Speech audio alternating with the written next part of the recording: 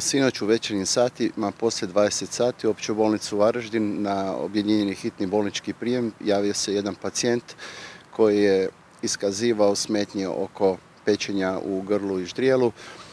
Spomenuo je da je popio gaziranu vodu na putu iz Zagreba prema Varaždinu.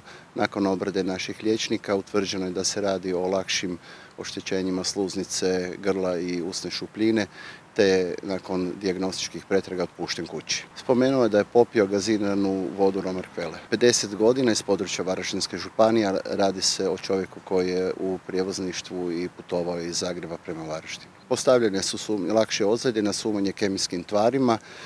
Opća bolnica Varaždin to je prijavila i Ministarstvo unutarnjih poslova kao sumnju na ozljedu kemijskim reagensima.